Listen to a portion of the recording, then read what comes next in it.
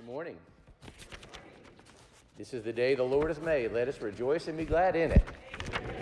And it certainly is. It's so good to see all of you here this morning. However, there's not all good news for rejoicing today. It really hurts me and breaks my heart to say that this is John and Carrie Harp's last Sunday with us. They're moving to Grove for all the right reasons. Their son Bryce and his wife are having their first grandchild. And this is John and Carrie's last Sunday. They have served this church so faithfully. John as a shepherd, Carrie as church lady and church secretary. John has been loved by our children and has done so much for our children. They've been here since 1990. So I want you to be sure and give them a virtual hug before you leave here today. John and Carrie, right back over there. We're going to miss them dearly. They have just given so much to this church, and I know that we're going to want to pray for their future and the contributions that they'll be making in the church, where they'll be making their home here in just a few weeks. You know, and I was thinking about that. 1990, the year that John and Carrie came, was also a significant year for Gwen and me. We came back from Portugal that year. And next month, in August, I preached my very first sermon back here at Oakcrest. And I use this text that is still one of my favorite texts. And even though we're doing a series from the parables, I really believe that this serves as a tremendous backdrop for not only these parables, but for everything that life is about. And so, Hebrews chapter 12, therefore, since we are surrounded by such a great cloud of witnesses, let us throw off everything that hinders and the sin that so easily entangles. Let us run with perseverance the race marked out for us, fixing our eyes on Jesus, the pioneer and perfecter of faith, who for the joy set before him endured the cross, scorning its shame, and sat down at the right hand of God. Consider him who endured such opposition from sinners, so that you will not grow weary and lose heart. That passage, I had hoped, would set a tone for this church family back in 1990, and it did, and it still should, and it still can. Fixing our eyes on Jesus in the epicenter of this incredible passage that talks about this race that we're participating in, this faith that we should be embracing, this challenge to not grow weary and to always keep our courage, this joy that he talks about. The epicenter of this passage is 5 words: fixing our eyes on Jesus. If we do not fix our eyes on Jesus, there will be no joy. There will be no courage. There will be no hope. There will be no race worth running. There will be no reason for us to have hope and to know those promises mean something to us. Fixing our eyes on Jesus. So here's the question that I have for you. What do you see? What do you see when you fix your eyes on Jesus? What do you see? But here's the more important question. What do you think Jesus wants you and me to see when we fix our eyes on him? What do you think he wants us to remember about him? What do you think he wants us to think is significant about his life? Back in the early 90s, a lady called me out of the clear blue. Didn't know her from anybody. And she asked me if I could do her brother's funeral. And it was going to be the next day. And I said, I think that can be arranged. Why don't we get together, as is my custom, why don't we get together this afternoon and let's at least visit about your brother. You can share some things with me about him, and it will just make the service more personal. And I will never forget what she said, word for word. He is worthless. Keep it short. The next day, she and I stood there by a grave, a cemetery out of Northwest Highway, cold, drizzly day, and I kept it short. And ever since then, I've thought about legacy, what you want to be remembered for. And so it circles back around to, what does Jesus want us to see when we see him. Now, can you imagine that he just hope against hope is praying that we see him as a baby in a manger once a year? Or that he would love to know that when we think of him, we build enormous, beautiful church buildings in his honor. Or that we have exciting, dynamic worship services on Sunday, even if his name isn't mentioned. Or maybe he's a theologian. And now, to be fair, it's sweet to think about Jesus in a manger. And he deserves all the honor, whether it's through big buildings or dynamic worship services. He deserves that honor and glory from us. And as far as spiritual insights, he exceeds any theologian who ever lived. But I still wonder, what would he want us to see? Do you suppose he'd want us to see someone who came to serve and give his life for us?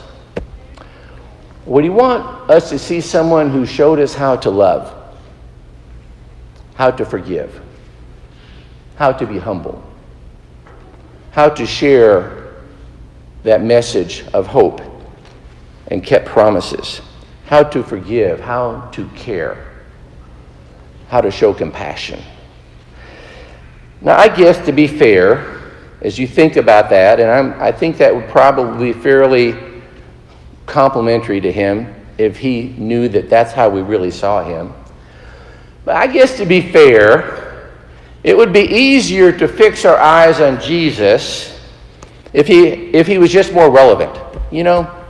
I mean, sometimes you want to say, Jesus, it seems like you ought to see that we're over here in left field, and it seems like all of your teachings are over here in right field, and it's just not connecting. I mean, it's great stuff for Sunday mornings, but the week is long. So, if you could just be more relevant. And Luke 16 is a perfect example. If you haven't turned there yet, turn to Luke chapter 16. It's a perfect example of just how out of touch Jesus is with life, with real life issues, and with us. I mean, you read Luke 16, you say, that's great sermon material on Sundays. That's really awesome, but pretty much useless for the rest of the week. I mean, seriously.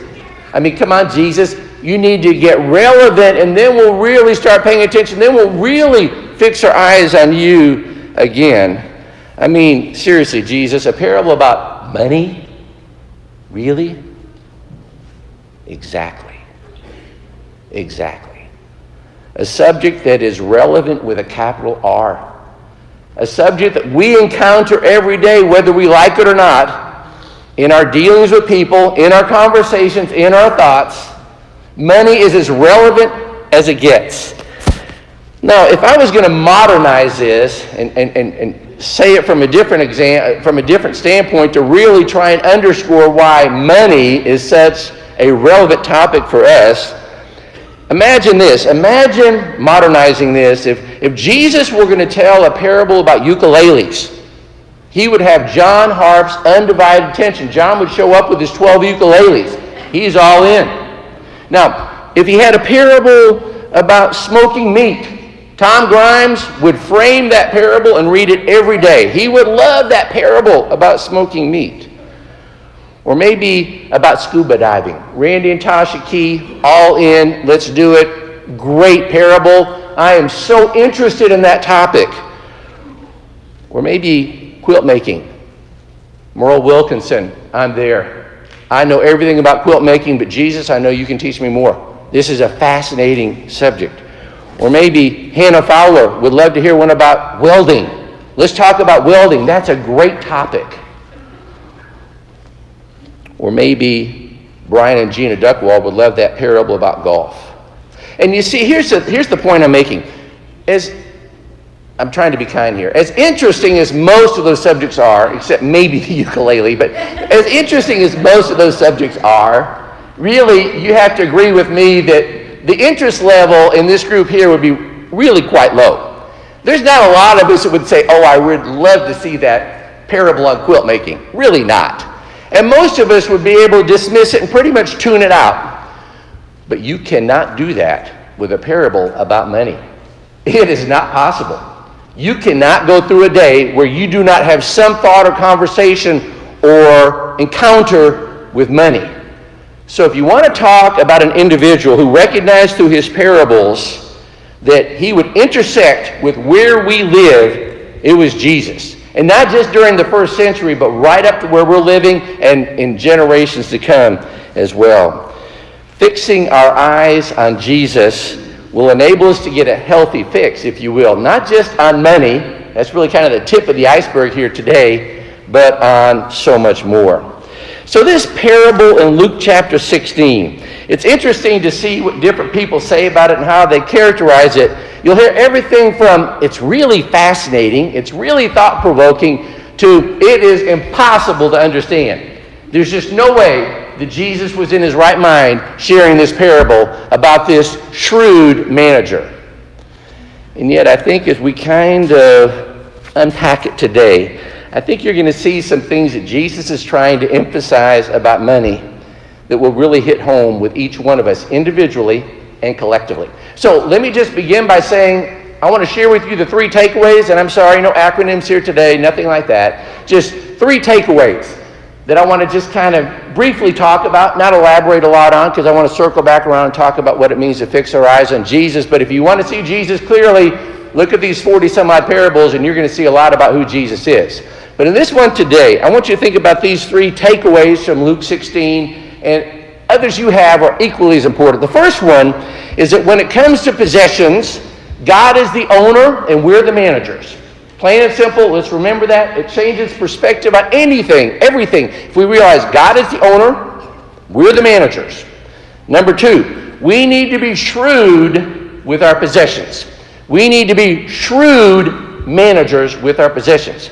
And number 3, don't let your possessions, in this particular parable, that is money, don't let your possessions become your master. So those 3 brief takeaways. Now, you don't need for me to spend the next hour or 2 hours talking to you in great deal about the challenges that we all face with money. You live there, I live there. You don't need for me to belabor that point because you know what it means. But what I really want us to understand as we fix our eyes on Jesus, that we get some invaluable lessons to live by that helps our life be even more full and more complete just beyond Sunday morning. See, money is not just a Sunday morning topic. But here's what I want you to think about. Consider these down-to-earth teachings, and this comes from this parable in Luke 16, that God owns it and we manage it. Notice in verses 1 and 2, there was a rich man whose manager was accused of wasting his possessions. So he called him in and asked him, "What is this I hear about you? Give an account of your management because you cannot be manager any longer." This is a pretty decisive rich man owner. He's pretty decisive. He's expecting accountability. He's very aware of what's going on, and he's very direct with this manager.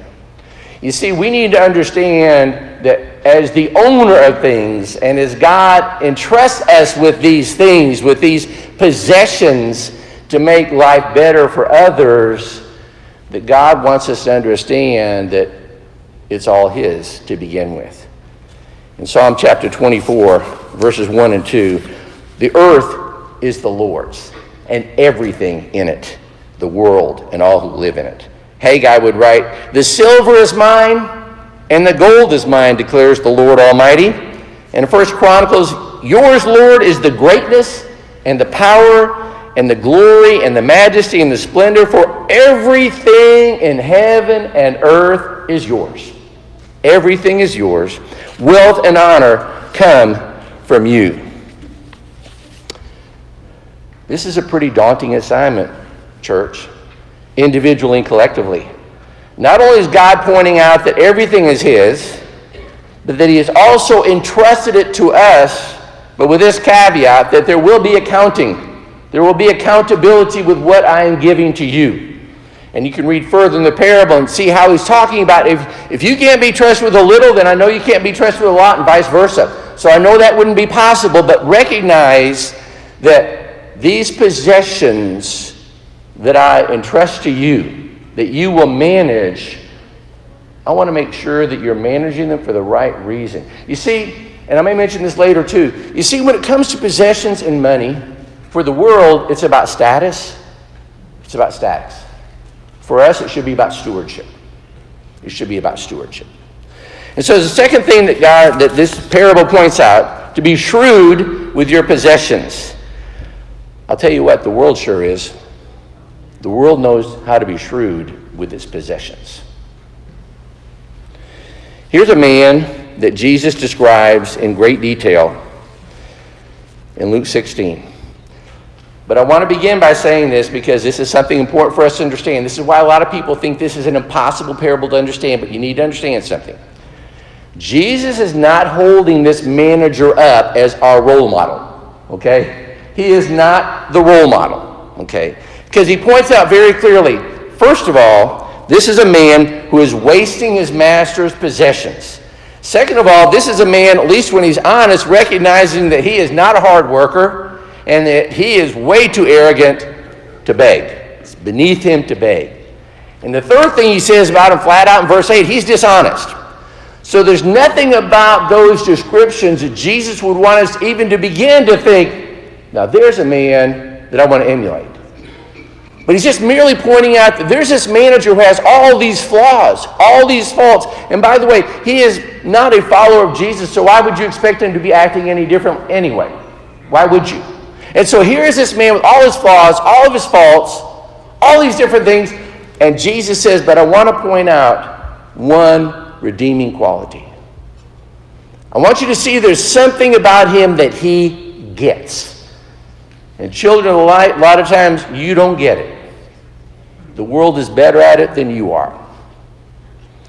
And what he says is that this man recognized, because he was shrewd, and by the way, just a little caveat here, just parenthetically, we usually think of, a lot of times we think of shrewd in a very negative way.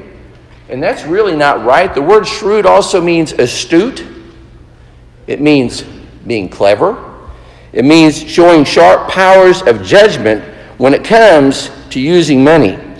But here in verses 3 and 4, here is this manager. It's really not much of an exit interview, but he recognizes that his job is done. It's terminated.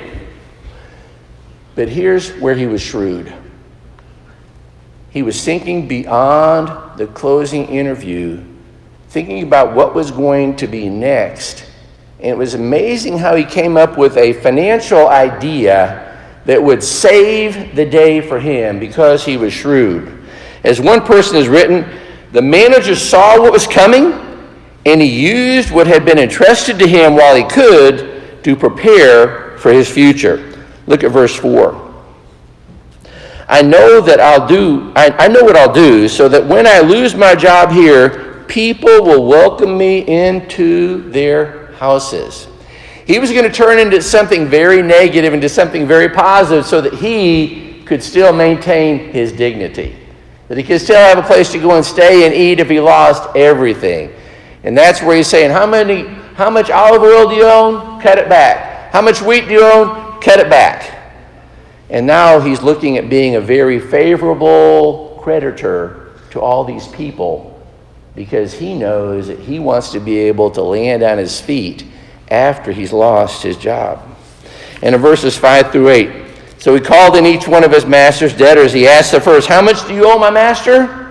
800 gallons of olive oil, he replied. The manager told him, take your bill, sit down quickly, and make it 400. Then he asked the second, and how much do you owe? 1,000 bushels of wheat, he replied. He told him, take your bill and make it 800. The master commended the dishonest manager, not for being dishonest, but for being shrewd, for being astute. Because Jesus would go on to say in this parable that it's amazing how people of the world understand how they can use money for their own purposes and how we, as children of light, sometimes we just miss it. The world knows how to take advantage of situations for its own good. The world does. They excel at that. And money would be right at the top of the list. I think this is why, as Jesus was preparing to send out his disciples in Matthew chapter 10, that he says, people, I want you to be as shrewd as snakes and as innocent as doves. Shrewd as snakes, as innocent as doves. I don't want you to be on an unlevel playing field. I want you to understand the times, and we'll look at that a little bit later. I want you to understand what you're facing in this world. I want you to understand what is at stake here. I want you to understand what the enemy is doing to undermine everything you're doing. So don't just be sitting back and be little goody two-shoes and little pansies and nice little people, not understand the war that we're in, that we are in a war. And Jesus is saying that in a very, very specific way here. And by the way, if you really want to wage that war, you fix your eyes on Jesus. You fix your eyes on Jesus. I wonder what would happen. I wonder what the world would see in us as a church, when they see us. I wonder what they see when they see us. Are they seeing the kind of people that Jesus wants us to become? So here's what he would say. Here's what we would read in Scripture about money, about being a faithful steward. Because Jesus would have us know that when the world looks at shrewd opportunities for money, people will benefit. He had a $7 million yacht. He had a $24 million private airplane. He had a 10,000 square foot apartment in downtown New York City. He had more money than you can possibly imagine, and more people would try and come and see him every day than anybody else you can possibly imagine. But in December of 2008, it all came down on Bernie Madoff. Biggest Ponzi scheme ever. But how the world was so enamored with him because of the status that he had with money. And then we read this. Whoever is kind to the poor lends to the Lord. Whoever is kind to the poor lends to the Lord, and he will reward them for what they have done. The generous will themselves be blessed, for they share their food with the poor. I never really thought about it until this week that God wants me to be his bank. He wants me to lend to him. And when I address those who are in need, whether it be physical, spiritual, in whatever sense, that's an opportunity to serve those who are poor. And I don't think he's just talking about monetarily. If anything, if these last 3 or 4 months have shown us anything at all, I'm glad for the technology that allows for all the virtual things. I'm glad that exists, but it also underscores that this is not the way this is not the way it can continue. This is not the way it was ever meant to be and the way it needs to be. We know that. We recognize that, even though I'm grateful for that technology. But just how desperate people are. Just this past week, this would have happened to you. It wasn't just me. I sent a text to a fella, and I said, "Hey, happy birthday. Hope you enjoy your day." I wasn't thinking much about that. About a half an hour later, I get this text back. "Appreciate it, brother. You made my day. You made my day." With a little insignificant birthday wish in my book. But here's someone who is suffering through poverty right now, social poverty. It's hurting so badly. If we're not ramped up and ready to go and move forward, keeping our eyes fixed on Jesus when this all comes to an end, and church, it will come to an end, then we don't deserve to exist as a body. We really don't deserve to exist as a family. We need to see the opportunities that are being so clearly presented to us. Maybe this, more than any other time in our lives, is showing people how much we need God, how much we need people who show compassion and who show care, people who understand how money works. Jesus would tell this parable back in Luke chapter 12 about building bigger barns and all this, and he said, boy, I'm tired, I'm paraphrasing, I'm tired of seeing those who are building bigger barns. It's all going to come to an end because you're storing up for yourself, but you're not rich towards God. You're storing up for yourself, but you're not rich towards God. So finally, don't let your possessions become your master. I'm fond of saying that money is a wonderful servant, but a ruthless master. It's a wonderful servant, but a ruthless master. Jesus makes it clear in this parable, chapter 16, verse 13. He makes it clear in this parable that we're not given the choice as to whether or not we are going to serve something or someone in our life. That's not a choice we have to make. We are going to serve something or someone. The choice is whom or what. And he's encouraging us to remind us that the Pharisees, they made their choice. Their choice was clear. Their choice was money. And because they made that choice, they did that because they wanted to justify themselves and impress people about their status and who they were because of what they could accumulate. And Jesus is saying their choice was clear. Their choice was clear. But I want you to choose correctly.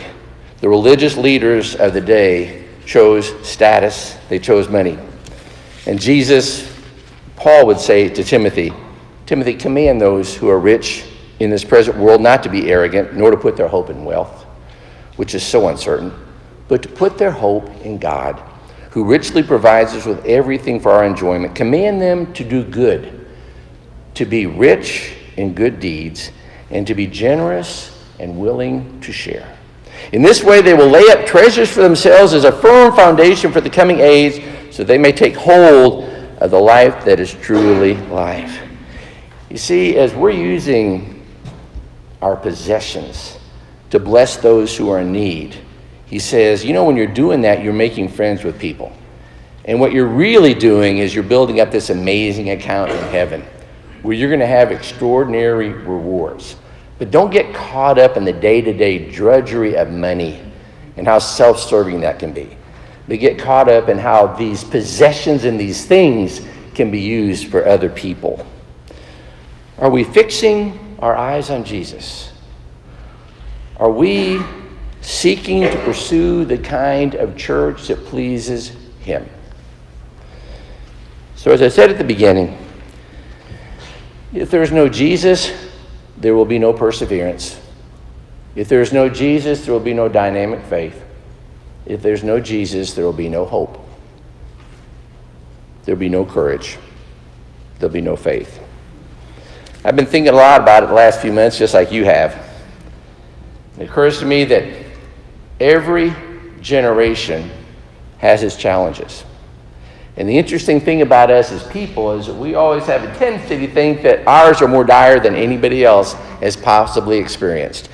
If you lived through the 60s and the civil unrest, boy, did you feel sorry for yourselves. If you lived in the 40s through World War II, you wondered if it was going to ever end. If you lived through the 30s and the Great Depression, you didn't know if it was ever going to resolve itself. And back in the teens, World War I, how far back do we need to go? Every generation has dire challenges, and our generation is no different. But fixing our eyes on Jesus, remaining above the fray, fixing our eyes on Jesus will enable us to persevere in the race. It empowers us to not grow weary and to lose courage. It encourages us to walk by faith and not by sight. What do people see when they see us? So this concluding thought. Therefore, since we are surrounded by such a great cloud of witnesses, let us throw off everything that hinders and the sin that so easily entangles. Let us run with perseverance the race marked out before us, fixing our eyes on Jesus, the pioneer and perfecter of faith, who for the joy set before him endured the cross, scorning its shame, and sat at the right hand of the throne of God. Consider him who endured such opposition from sinners, that you will not grow weary and lose heart. As it was said in times of old of the men of Issachar, they understood the times and they knew what Israel should do. We need to be praying for understanding of the times we live in. We need to understand that fixing our eyes on Jesus is the hope that God gives us to change this world. We're learning a lot about ourselves. We're learning a lot about our community, a lot about our world in these last few months. I hope that it's enabling us to see more clearly that God's message to us is the stabilizing message. It is the one upon which we can build our lives. So Proverbs, trust in the Lord with all your heart and lean not on your own understanding, but in all your ways submit to him, and he will make your path straight. We'll now have the opportunity to participate together in communion in the Lord's Supper.